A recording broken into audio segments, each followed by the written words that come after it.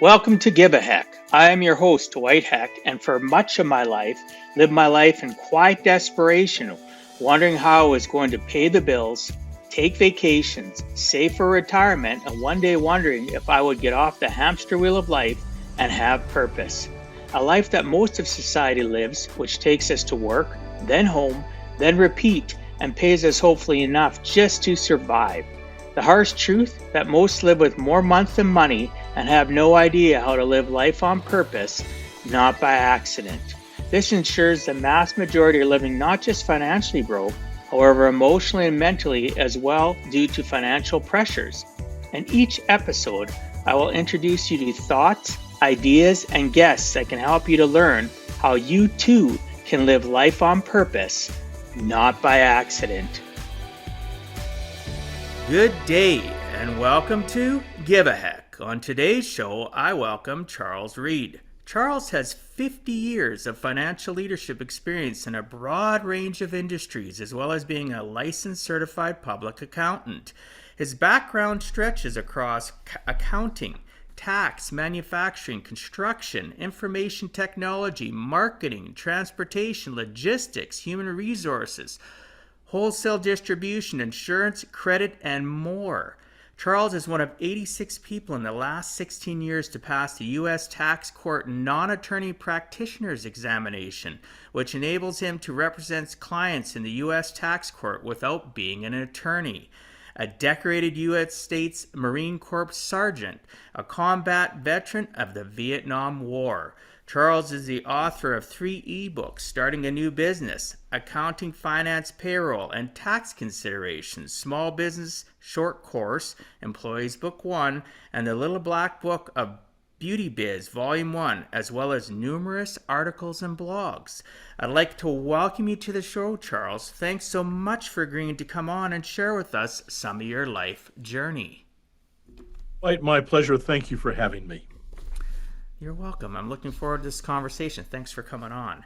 So, Charles, we talked a little bit before I started recording. I like focusing on the origin story. Superficial isn't good enough for me. I like knowing the good, bad, and ugly of people because we really, in life, are a combination of our earliest recollections right up to where we are today. Even the littlest, simplest decisions and thoughts and things that we create or associate in our life start at our earliest recollections. So, Charles, can you do me a favor and tell me your origin story, and what key things from your childhood to adulthood that led you to where you're at currently? Sure, more than happy to. I was born in Iowa City, Iowa, and grew up in Davenport. We moved there when I was 5.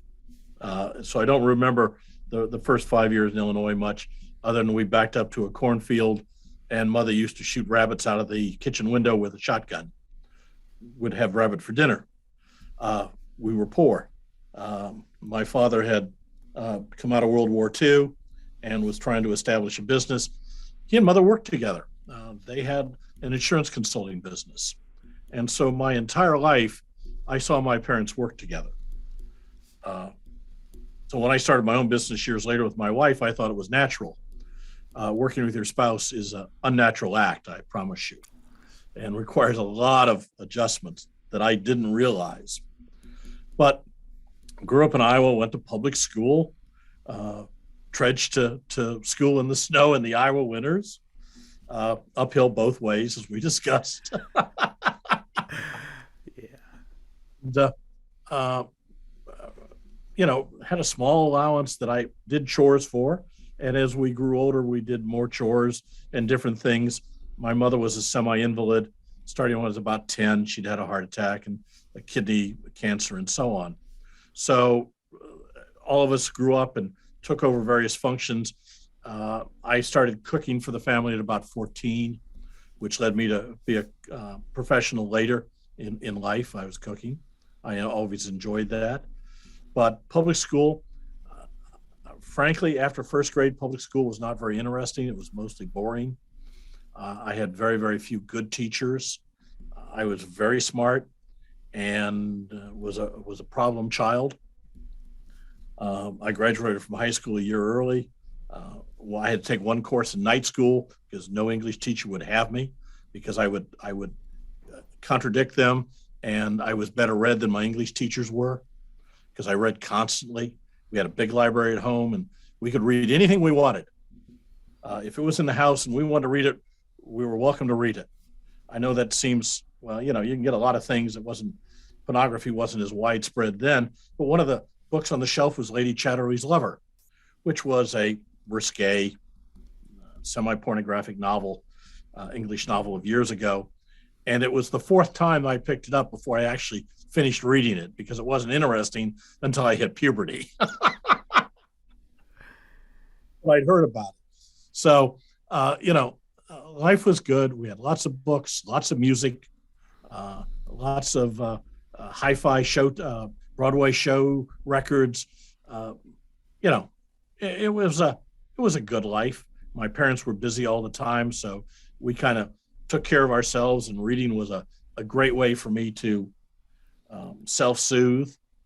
We had our own book clubs that we belonged to and could choose our own books. I'd take the bus to the library every week and pick up 5 or 6 books.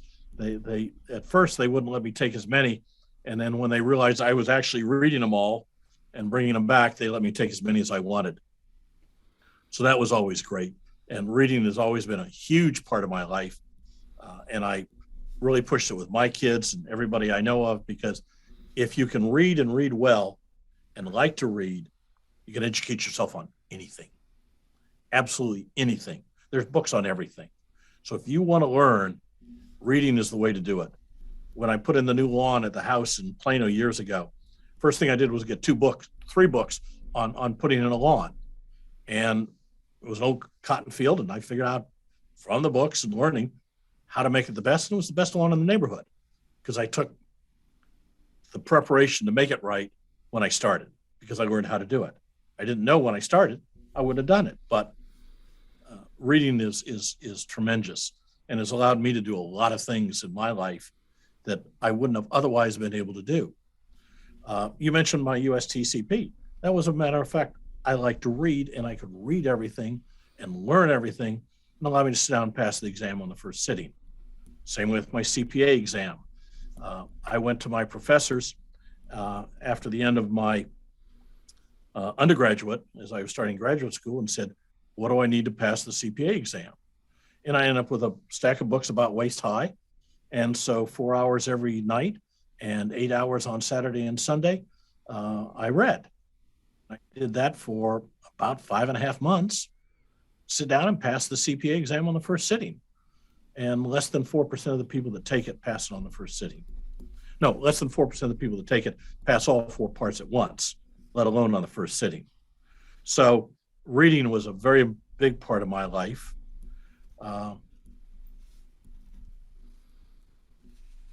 As I said, my parents were relatively distant. They were busy all the time. So, I did things. I was a swimmer. I was in drama, which you can probably tell. We had a children's theater in town, and it was for children to put on plays. Mary Fleur had been in a traveling company. Her husband had died in Davenport, and while they moved on while he was dying in the hospital, so she had 2 kids and had to support him. So she started an acting school and children's theater. And I did that from when I was 6 to when I got out of high school. So lots of theatrical training and voice and being able to project and so on. So public speaking is a knit. I can get up and, as in Toastmasters, I can get up and give a pocket speech. Give me 5 minutes and I'll have a 30-minute speech on something. Okay.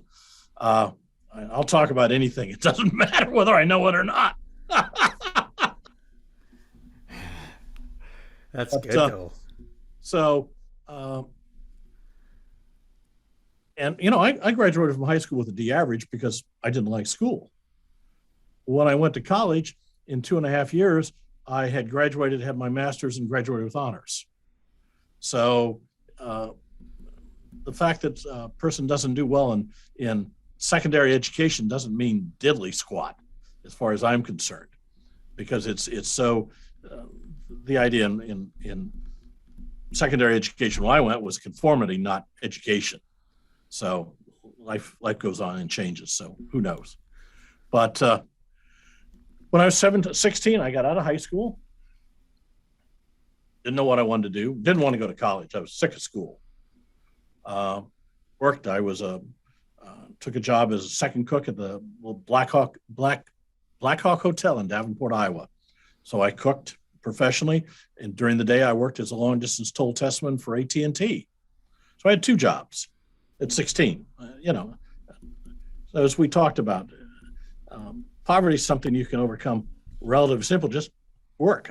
I had lunch with Lee Iacocca one day, not by myself, but a bunch of us. And he said, it's real easy to get rich in this country. Anybody can do it. You only have to work half a day. It doesn't matter whether you work the first 12 hours or the last 12 hours. I love that. That's good. So that was Lee Iacocca. So amazing, I worked. Man. Yeah, absolutely amazing. And I'd been out about 8-9 months and joined the United States Marine Corps. Enlisted for 4 years.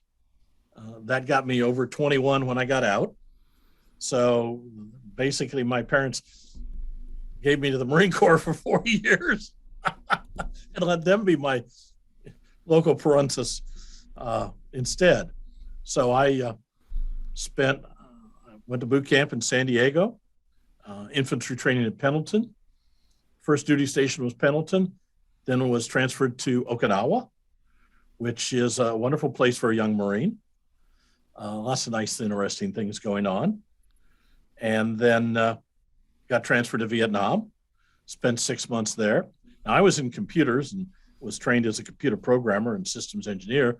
But when I got to Nam, I got myself transferred to an infantry outfit. I was young and dumb.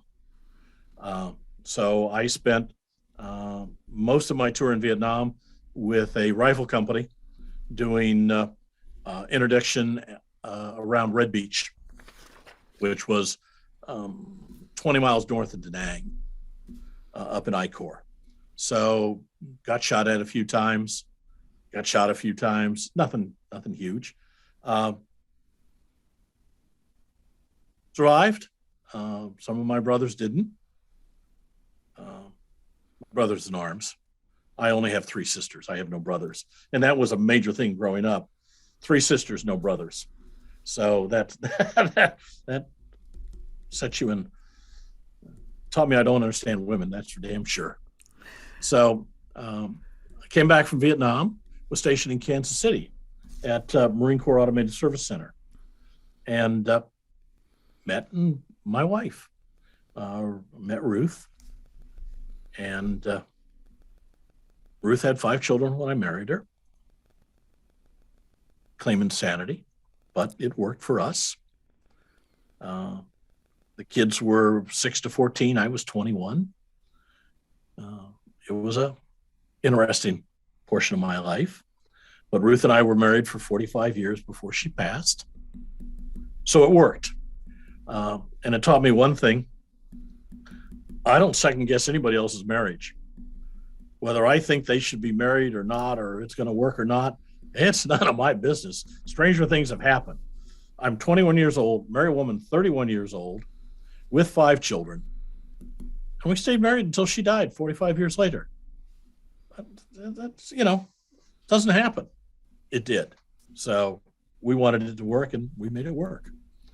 It was a good, wasn't perfect. It was a good marriage. And it taught me a lot of things. We were talking earlier about empathy. I was not a very empathetic person until I met Ruth. And Ruth was a real empath. Everybody loved Ruth. Everybody loved Ruth. The biggest question she had in her life was why she married an asshole like me. But for us, it worked, okay? And she described it one time years later. I was the balloon that brought her up from the earth to see things she'd never imagined. And she was the anchor that kept me from drifting away into the clouds. And it was very right. And that's a very true statement of us in our relationship. We did things and went places, but she kept me grounded. When we started business, she was always my personnel department. She made great personnel decisions. And I learned that she did. And there was only once that I said, no, we're going to hire this person, that she said, you may want to think about this. Well, 6 weeks later, I had to fire him. So, and I miss her since she's been gone 7 years now. And I truly miss that insight she had into people. But after the military, I found that my military experience was not valued in the business world. Now, here I am. I'm a computer programmer. This is 1971. I'm trained by IBM as a programmer and systems engineer. We'd moved down here to Dallas to get away from the cold. And I interviewed with an insurance company here in Dallas. And they were looking to move from 1401 autocoder to 360 COBOL. These are ancient things, I understand. I had just spent the last year working on the Joint Unified Military Pay System, moving it from 1401 autocoder to 360 COBOL. And the idiot recruiter didn't think that my military experience applied to his fiscal system in the business world. It was the only time that I've told a recruiter that they were an idiot. Because he was. He absolutely didn't know what his job was. 10 years later, the company went bankrupt. And I always blame it on their recruiting because they hired the wrong people. But at that point, I decided I better get my credentials. So I went to school. Went to a junior college for a semester or two, moved up to North Texas, got my bachelor's, and this was done very, very quickly. Let's see, I think I started in summer of 64 and 74, excuse me. 74, and then at the end of 76, so 2.5 years later, I had my MBA. My undergraduate, I graduated with honors. My ATGSB, my aptitude for graduate study in business, was the highest score that the intake clerk had ever seen at North Texas at the time. So I'm not stupid. But that's my reading. All my reading. I read all the time, in service, after service. I've got more than 10,000 books in my library at home. And I don't buy books anymore. I do it all online. Or I'd have twice that. Reading gave me lots of knowledge, lots of insights, allowed me to forego some of the experiences that you'd otherwise have to do because I learned it from other people. And I had very Catholic reading tastes. I read everything, universally. So biographies, fiction, historical fiction, business books, all kinds of things. I enjoy reading. So after school, I went to work for Texas Instruments. And this was funny. I'd been to Texas Instruments just over a year, and they had their annual meeting. And it was broadcast internationally to all the TI locations. And Jerry Junkins, who was the president of TI, stood up and said, last year we hired 6,000 new college graduates. They were in one of their expansion modes. 5,000 of them were engineers. And he went on for about 5 or 6 minutes of how they take engineers and they have them in the lab, and then they have them in the business side and back in the lab, and how they grow internally their engineers to be able to run the business. And then at the end of that 5 minutes, he said, and we hired 1,000 other graduates, and went on to the next subject. I was in that other 1,000 that he just ignored. Okay. And as I looked at it more, they had no vice president that wasn't an engineer. They hadn't hired their first guy. They later did. I hired a marketing vice president because their marketing was garbage. But they made it clear in that company that if you weren't an engineer, you did not have a future. So I left. Why would I want to work for a company that says you're a second-class citizen because you're not an engineer? And TI is a wonderful engineering company. I don't disagree with that. They do wonderful things, but they can't market their way out of a paper bag. They invented the first PC. I had one.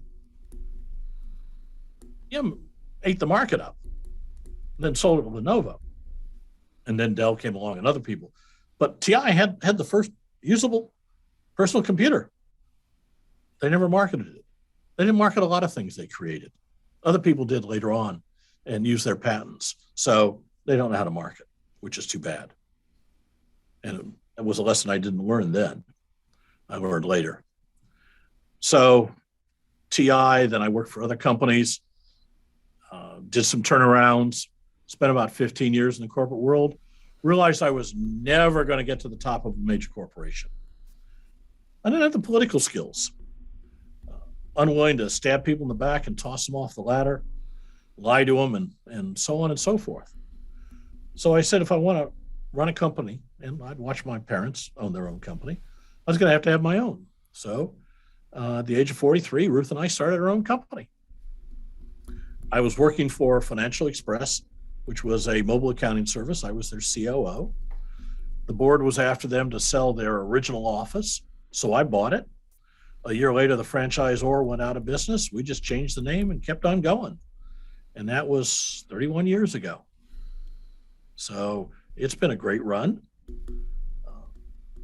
Learned a lot of things together, weathered a lot of storms. Entrepreneur and all the things that go with it. Very, very fascinating journey, difficult.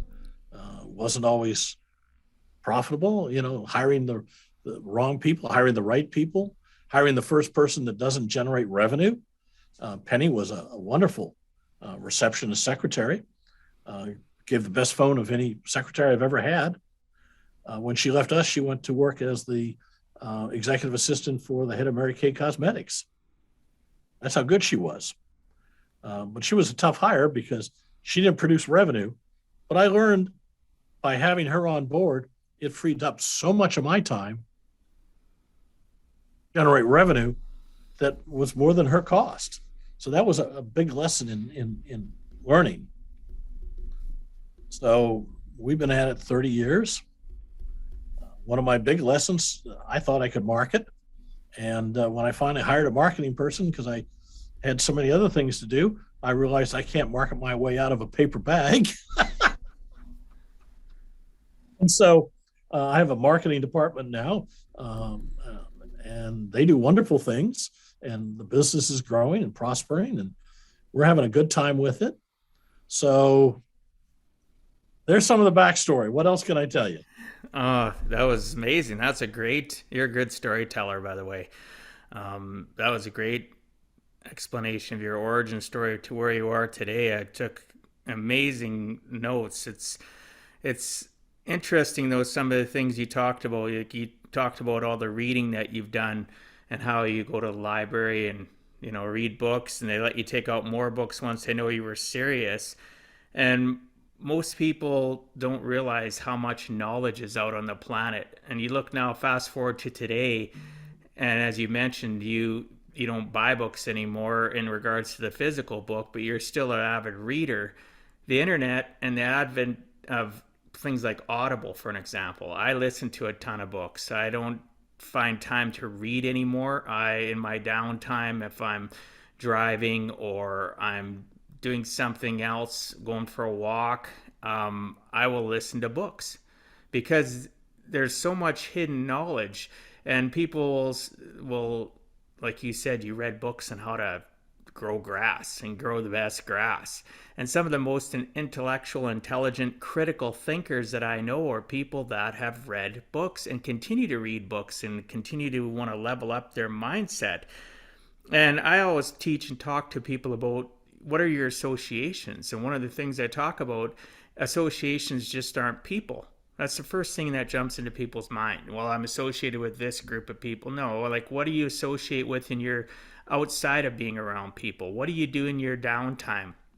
Your time, your personal time, is more valuable than the time you trade in for dollars at your business or for a career or working a job. And people look stunned. Well, you're always down. What kind of things do you read?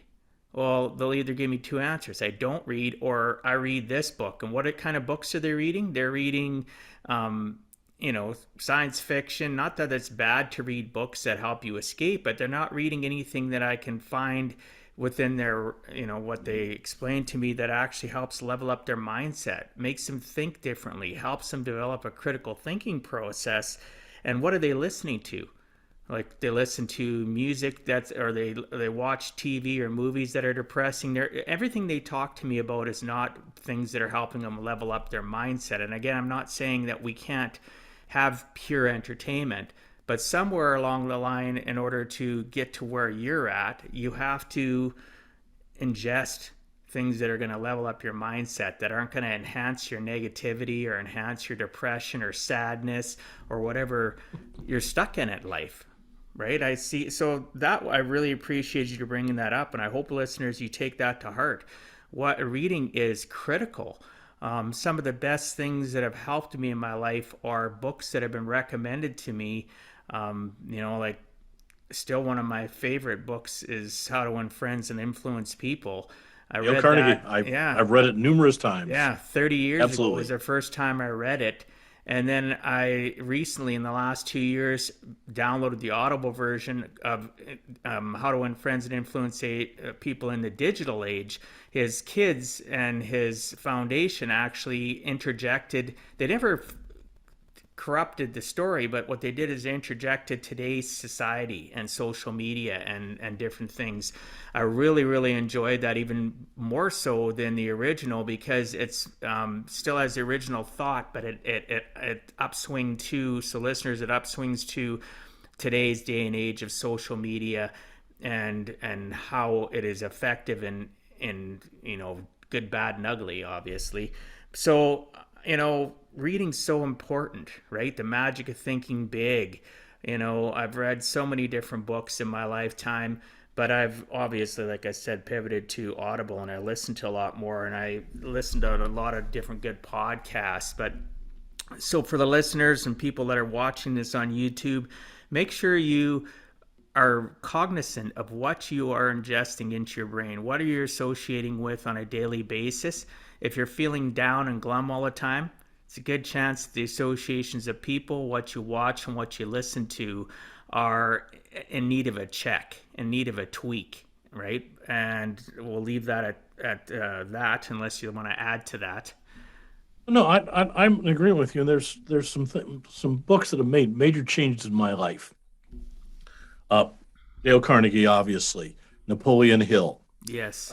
Psycho-Cybernetics by Maxwell Maltz, which really tells you how to take control of how you're viewed by the world and how to change who you are from other people's points of view.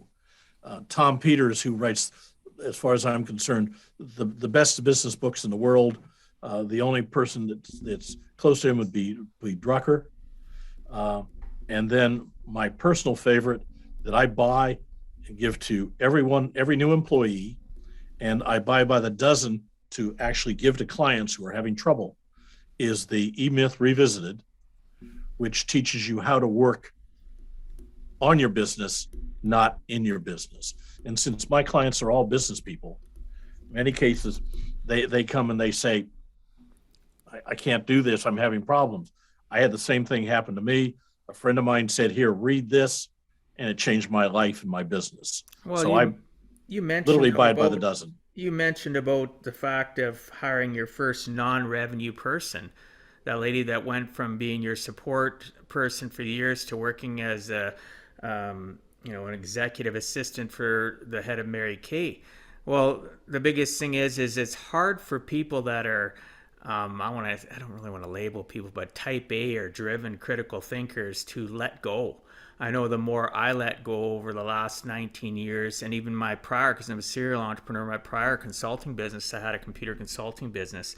So I'm familiar with what you were talking about with IT.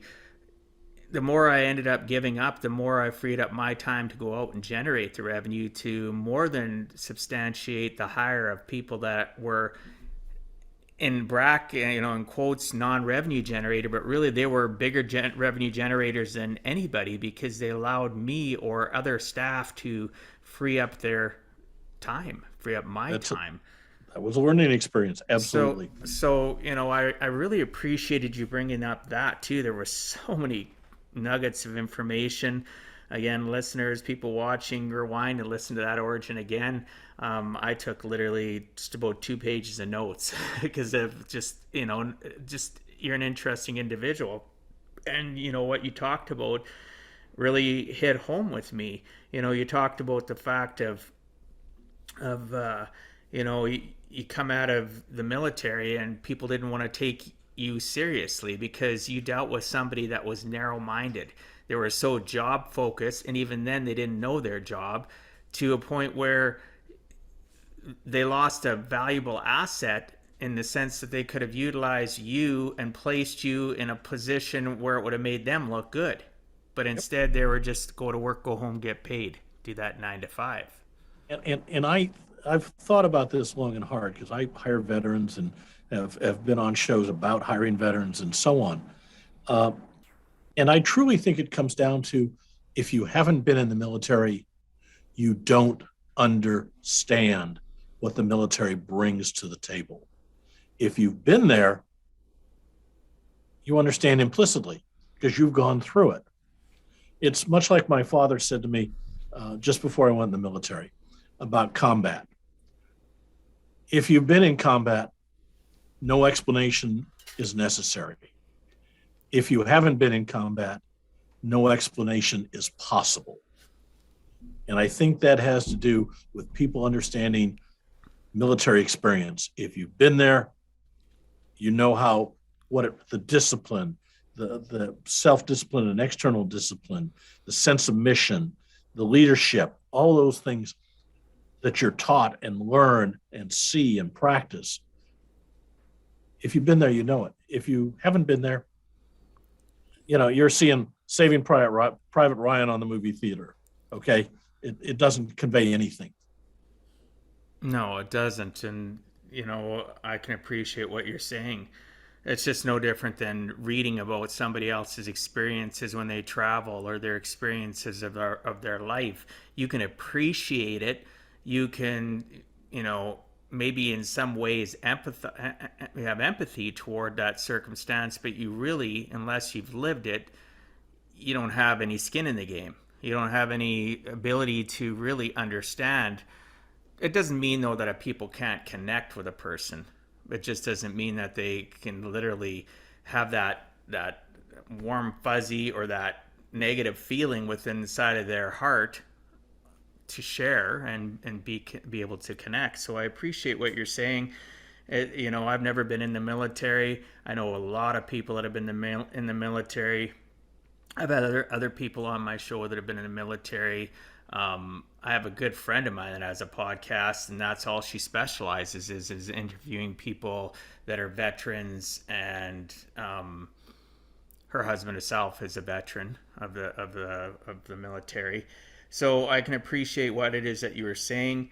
I really like the fact, though, you also talked, back up a little bit, that there was an age difference between your wife and yourself, but it didn't slow you down. You had to, you had trials and tribulations like anybody, and you got into business with one another. I really liked how you talked about the fact you were the balloon and she was the anchor. But that's the way life needs to be. How do you have any good relationship, whether it's a significant other or a business partner or a friend, if you're exactly the same? It grows old very quickly, in my opinion. I would think so. I would think so. You got to have the yin and yang. And so I like the fact that you brought that up, that, Ruth also was an empath. And, we had talked a little bit about that before we started recording. So that's amazing, all the things that you've gone through along the journey. But it all ties to the fact that you're not a quitter. You just keep on keeping on. And again, it ties back to the fact that you're always wanting to learn. You've never, I can't think of anything that you told me where you were spent any portion of your life camped. And I talk about that with people all the time. You know, you're camped in life. You're comfortable. You've stopped growing. And you wonder why you're not feeling good about your life. Like I do a lot of lifestyle and financial coaching, obviously, with my business. And usually it's the fact that people have gotten comfortable. They've gotten camped. I know people that are millionaires that are camped in their mindset, right? Yep. They go to their career, like their business, and they come home and they're living. And if listeners, again, if you want to live like that, that's fantastic. But if if any of this conversation is making you have a little bit of a spark inside of your heart and your mindset that you want to climb and you want to move on, you can do it. There's never an excuse. Pick up a book, listen to a great podcast, watch a documentary, reach out to people, such as Charles and myself, and we can have conversations with you and maybe help you start to climb again instead of being camped. I was 65 when I became a U.S. tax court practitioner. Okay. And at this point in time, I'm 72 and I am contemplating going to law school. Wow. You're never capped if you don't want to be. Don't get into a rut. A rut is nothing but a grave with the ends kicked out. Oh, of course. There's life's too short not to enjoy it, not to have goals and not to set goals and try and achieve them. That's what makes life interesting. Strive for that goal, whatever it be, whether it be a law degree or growth in business or relationships or climb the highest 20 peaks in the world or visit 182 countries or whatever it is. Have a goal. Yeah, it makes life interesting. Isn't it frustrating though with how many people say, "Oh, I'm too old"? I get you're never too old. The day you take your last breath, I am going to be climbing. I'm going to be learning. I'm going to be teaching others and serving others because I like that. That gives me purpose, and that's the biggest thing. People don't have purpose. They don't know how to live a life on purpose, and they live it by accident. I'm 72. I enjoy coming to work. I enjoy my staff. I enjoy my clients. I enjoy doing what I do. My staff says, when are you going to retire? I'm 72, right? I say, one of these days you're going to come in and find me dead at my desk. I've retired. Yeah, there you go. Well, it's true though, right?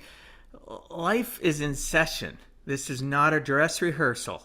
And people that go, "Oh, I wish I had that. I wish I had what Bob and Sally have. I wish I had my own business. I wish. You know what? You're gonna wish. Like I remember that old phrase. If wishes, how does that go now? If wishes were horses, we would all ride. Exactly. Thank you. And it's so true. You need to be proactive, people. Again, it's going to be uncomfortable taking those baby steps, but there's so many good people out there that can help you. So this leads into my question I wanted to have for you.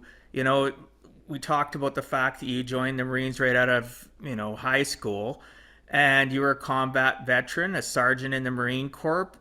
Once you were out of service, you struggled to find your purpose, but you never gave up. What advice can you give other veterans in regards to finding their purpose? Wow. It's tough sometimes. And I didn't know where I was going to go. I went through several jobs before I started college. But it was that stupid recruiter that put me on the path to college.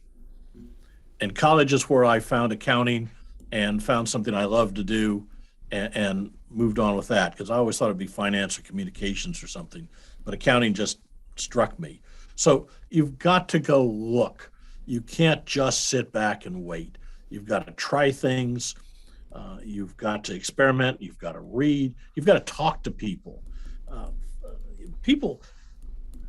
I found this years ago.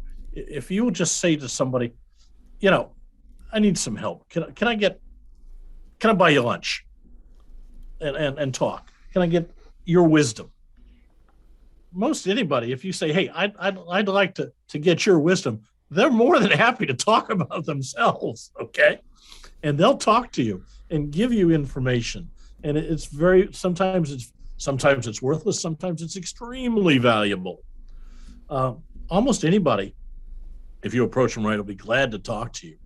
So find what it is. I took tests on it and so on that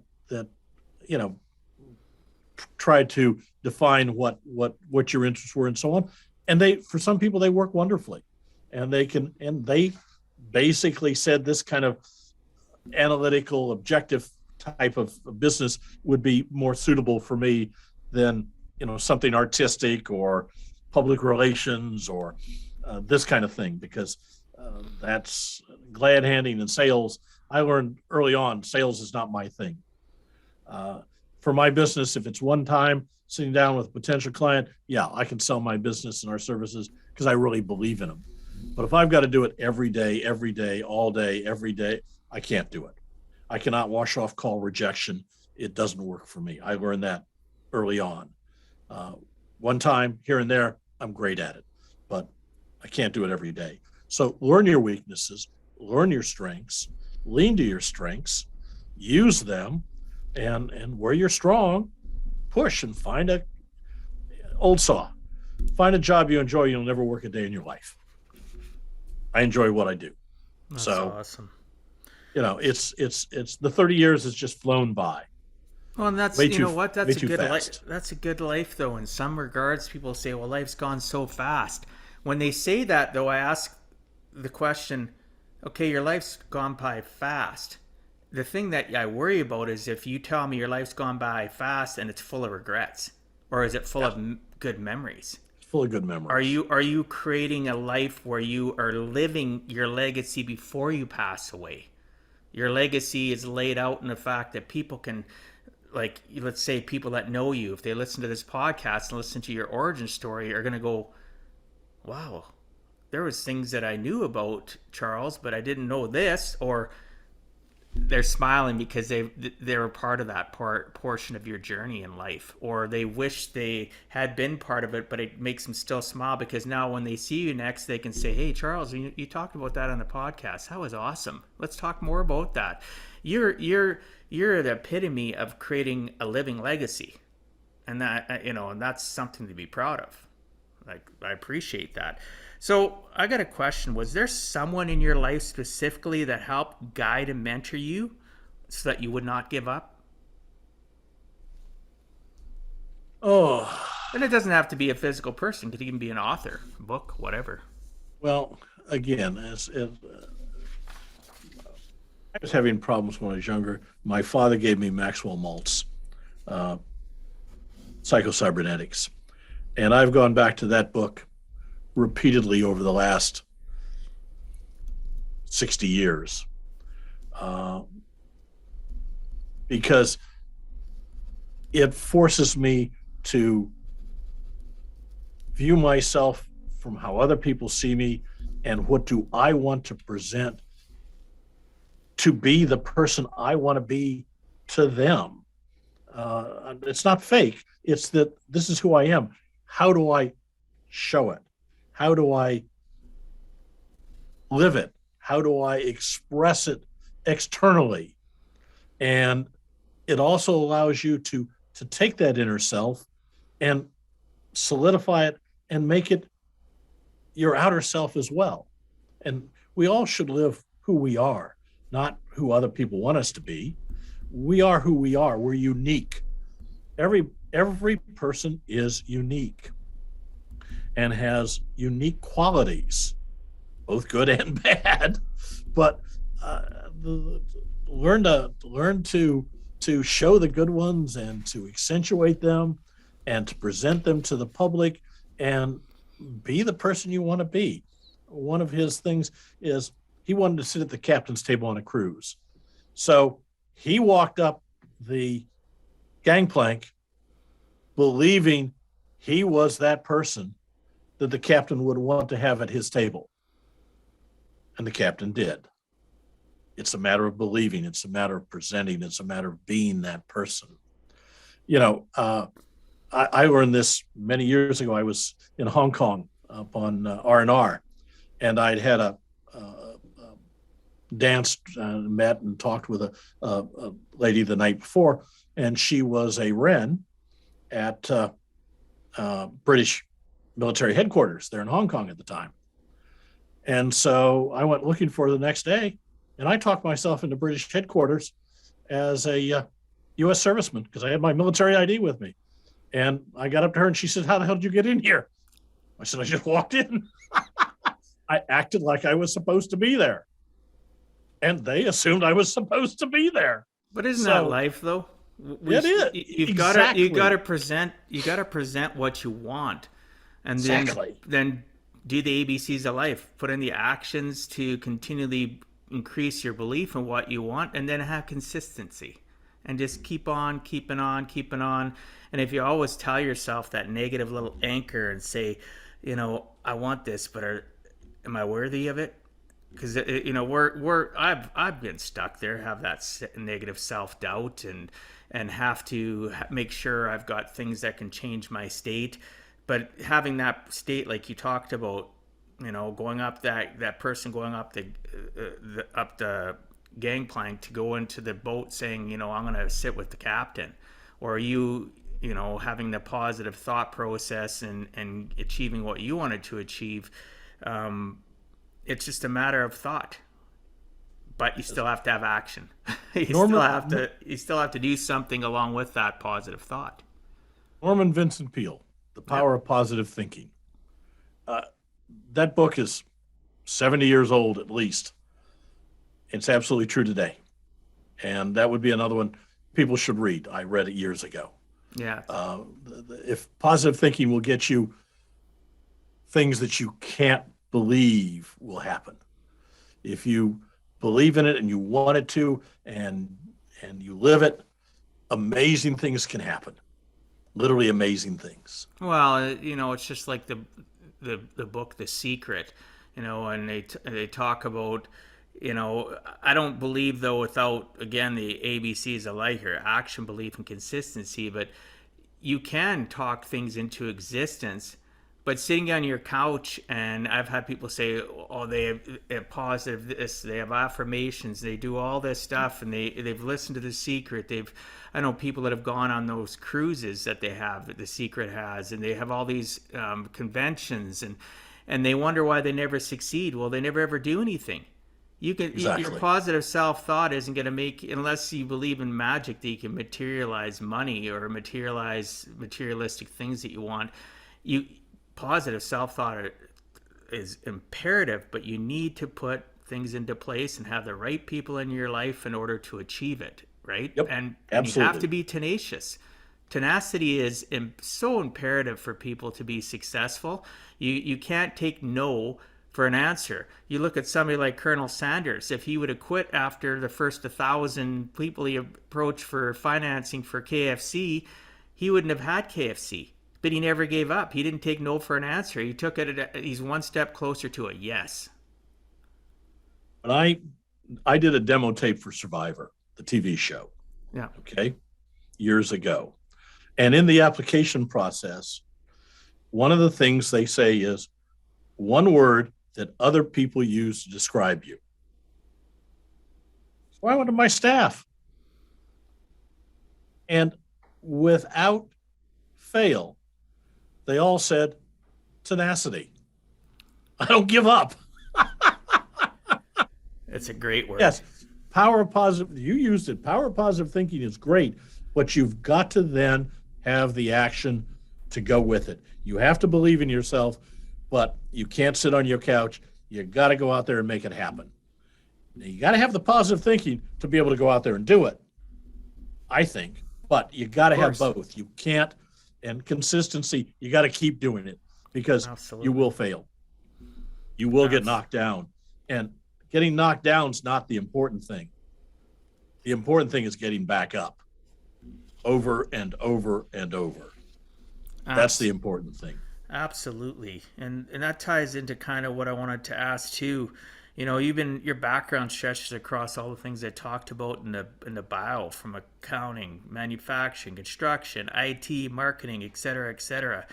Can you share with the listeners what, if anything, is a thread that ties all these things together that you were involved in, or have been involved in, or still currently involved in? Wow, that's a new question. Well, it stuck in my mind when I was reading on your LinkedIn bio the fact that, wow, you've done all this stuff, but what's the thread that ties them all It's, together? There's always a thread.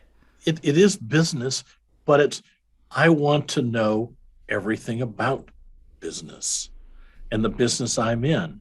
I want to know, and I think this is important, that you know the nuts and bolts. Now, I don't do payrolls anymore. Okay. We've gotten in new staff software, and my staff is experts in it.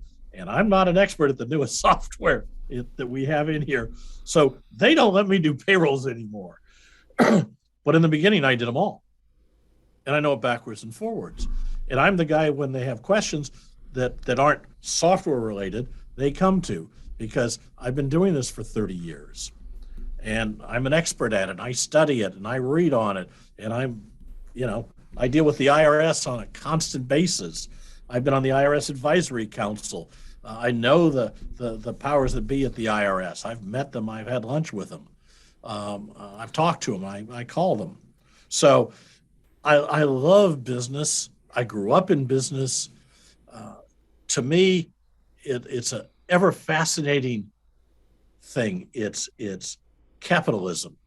It's people taking the means and tools of production and creating something new.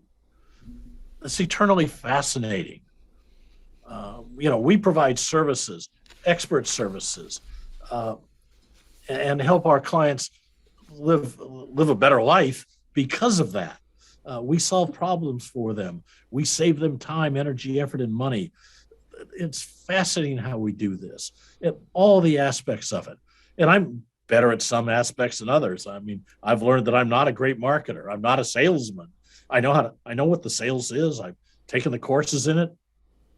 I can manage a salesman better because I know what his numbers should be and how to produce them and so on and so forth. I just can't do it.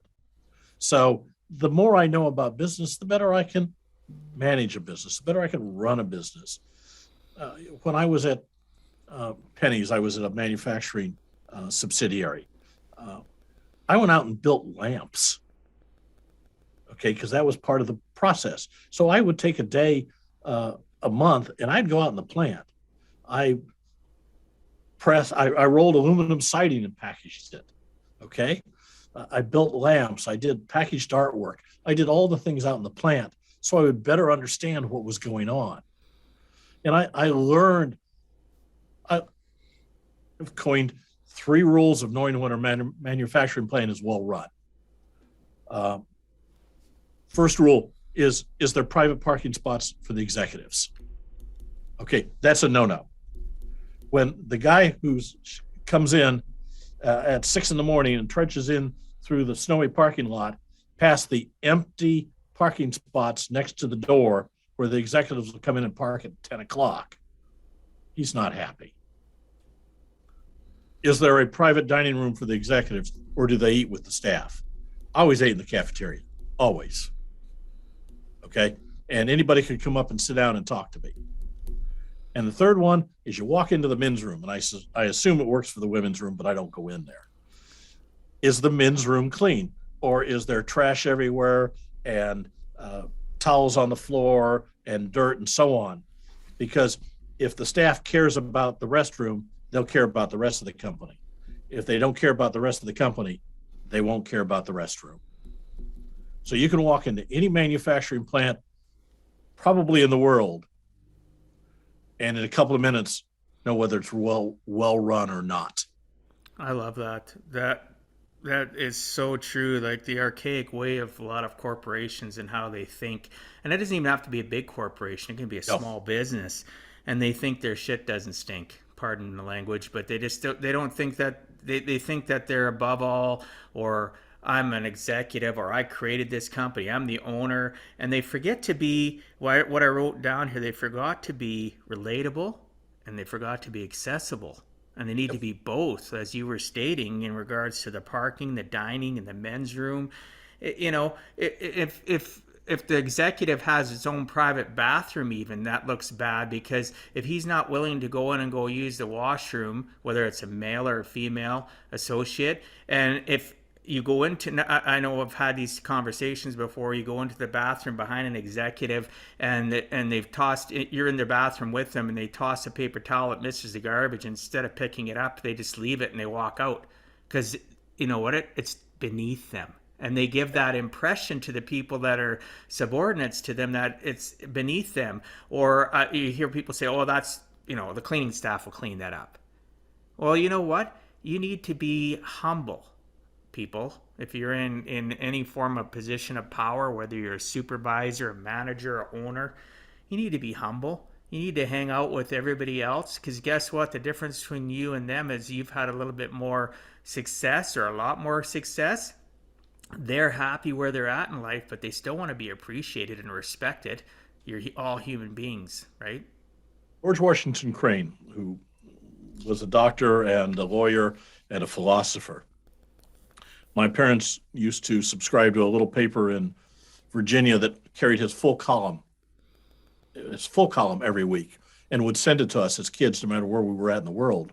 And one of his favorite phrases was, everybody, to understand people, imagine that everybody has tattooed across their chest, I am important. And if you'll treat them that way, they'll respond wonderfully, because they feel they're important. They're important to themselves. And if you recognize that they are an important person in their mind, they'll respond incredibly well to you. I found too, though, one of the biggest lacking things of people feeling that they're appreciated, and I agree with what you're saying, I am important across the chest, is we lack the ability to listen well, right? We severely lack that ability, and we literally sit and listen to others to respond, not to appreciate, not to actually internalize what somebody's saying. And I'm not saying I'm perfect, but it's something I work at all the time, even with my podcasting too, right? Is people want to be heard. I've had, you've obviously heard this before, but listeners, guess what? People I've sat and listened to and hardly said a word will tell somebody else after the fact and refer me as just somebody to listen, or even for my own financial and my lifestyle practicing business, they'll say, he is somebody that is fantastic. And I hardly ever said anything. All I did was respect them enough to listen and really accentuate the fact by having the right body language, nodding my head, and looking concerned or smiling and happy along with them. I'm not being phony, but it's something I always have to continually remind myself. Listen and interact without talking. Some of the best conversations I've had, I haven't said a word. Right? Yeah, and every married man should learn that. When your wife wants to vent, you look her in the eye, and you nod, and you make the appropriate sounds. You can think about the game in your head, but don't let her know what you're thinking. And don't say yes, dear. That is like, you might as well, it's like taking a cold, dead fish and smacking him. Like, do not say yes, dear. Just like Charles was saying, just acknowledge them, right? Let them talk. Yeah. Mm-hmm. And once they get it off their chest, it might not have been about you at all. It could have been about the kids. It could have been about something that happened in their day. It could have been anything else. But you take it personal, and you open your mouth and remove all doubt. And in many cases, they don't want you to solve the problem. And this is true with employees as well, and clients. They just need to vent. And if you will listen and show that you're listening by appropriate body language and head movements and the occasional murmuring and so on, they'll get it out of their system and then life goes on. But it cements the relationship. Absolutely. Whether it's a significant other or it's you and I talking, we leave circumstances where we can actually be a good listener, and then that person will allow us the same opportunity, hopefully. But if they don't, it still leaves you better off. Your cemented relationship is concrete, and that person wants to see you again. They can't wait to see you again, instead of like, oh, I don't want to hear or see that person again because I couldn't get a word in edgewise. Or their body language, even their subconscious, is picked up on your body language, where they know that you don't really give a shit what they say, right? So it's sad, but we could talk about this forever. I'm so enjoying our conversation. I have a couple more things I'd like to discuss with you. So you're an accomplished author of the 3 ebooks I talked about. I'll list them again: Starting a New Business, Accounting, Finance, Payroll, and Tax Considerations, Small Business. Terrible title. Pardon me? What a terrible title. That was my first one. Small Business Short Course, Employees Book 1, and the Little Black Book of Beauty Biz, Volume 1, as well as numerous articles and blogs, as I mentioned. Did you always have a passion for writing? I always had a passion for, I did. I read and I wrote. I used to write all the time in school. I used to write essays. I loved to write them. I won some awards on them. It was a way to express myself. I've written since then. I've written stories. I've written poetry. It was only here about 20 years ago I started publishing anything. I don't think anybody really wants to read my poetry, but it's sometimes it is a way to. I love language. I love the English language. I have a huge vocabulary, and I like to use it. And poetry is a way to take and use the words and the language that I know and express in a very concise and specific way emotions and feelings and experiences. And the craft of writing poetry forces you to be concise and precise. But I've always written, one of the things, The Laws of the Navy is a poem. And it basically, one of the stanzas in it is that you're smart to have burned in the morning the letter you wrote overnight, rather than sending it on to a superior and criticizing something. So I learned that from my father, who was Navy. And so many times I write really sometimes some very nasty letters to people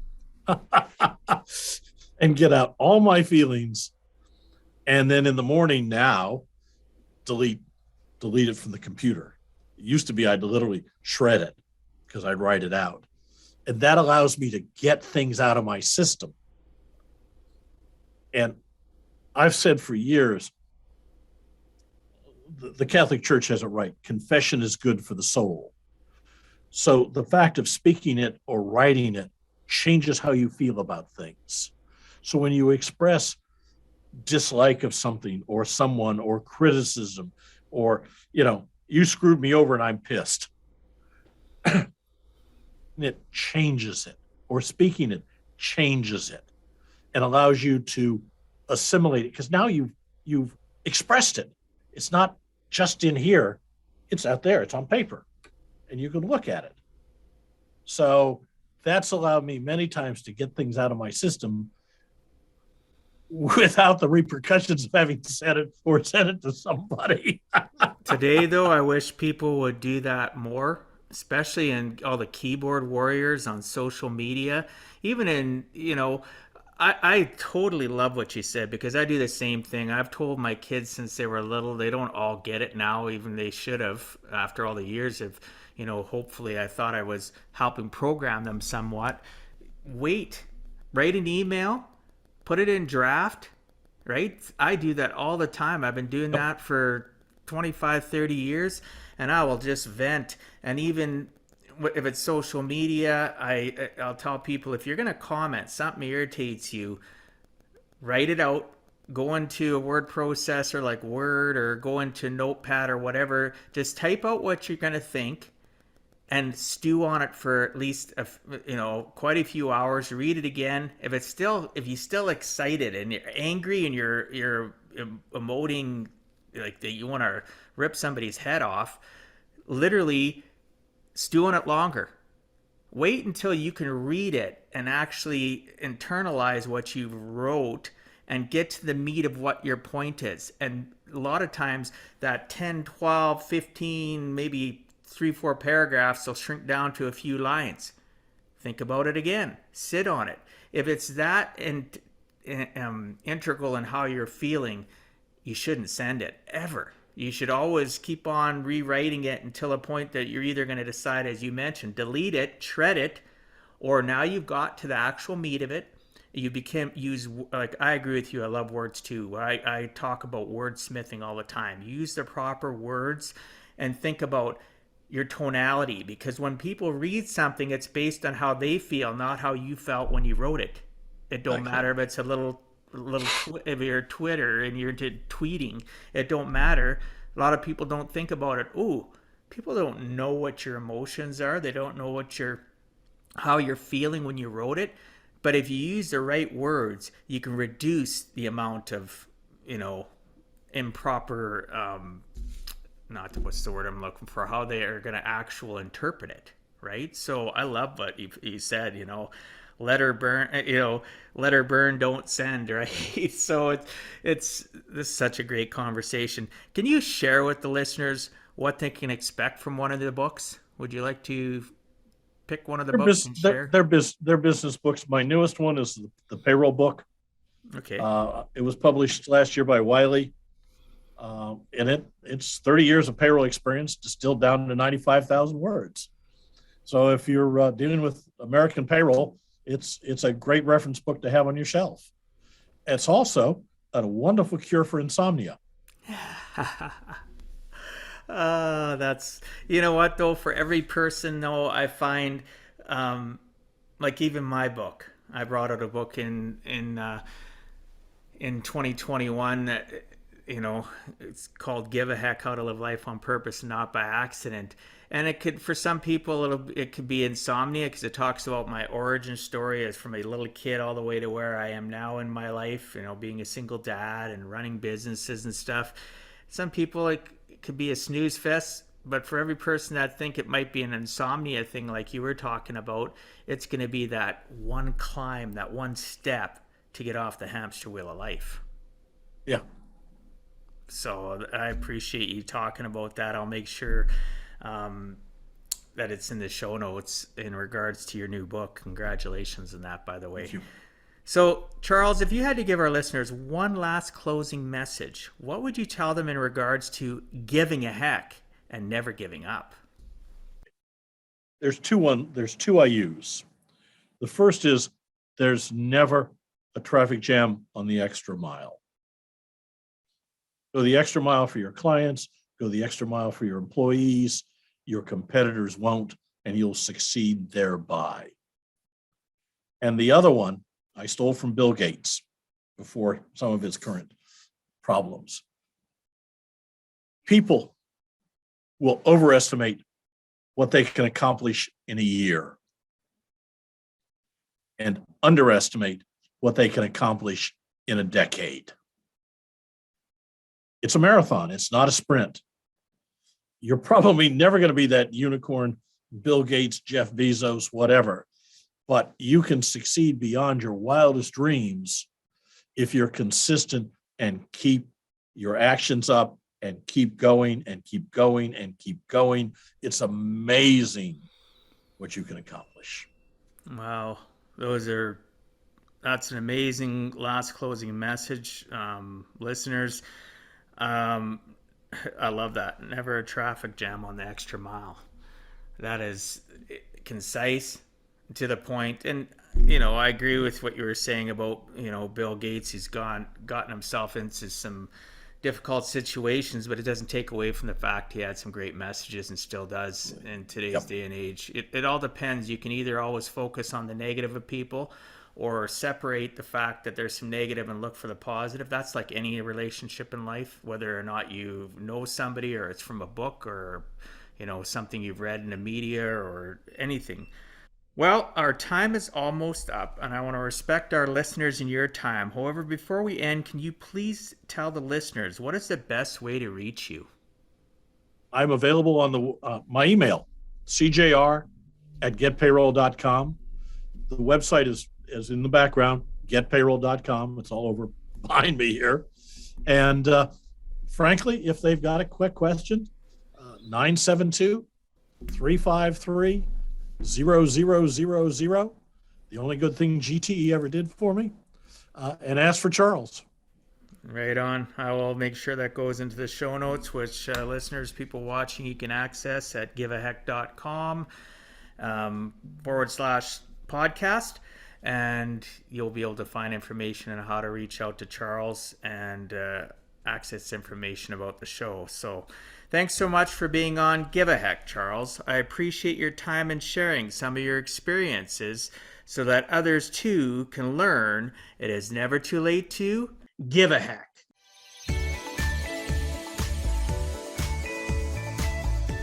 Thank you for taking time out of your day and listening to Give a Heck. If you find value, I'd appreciate you sharing with your friends and family so they too can learn how to live life on purpose, not by accident. So you do not miss the next episode, please subscribe on your favorite podcast platform and please also post a review. I look forward to reading your comments. This has been Dwight Heck. If you want to check out other podcast episodes or today's show notes, please check out my website, giveaheck.com.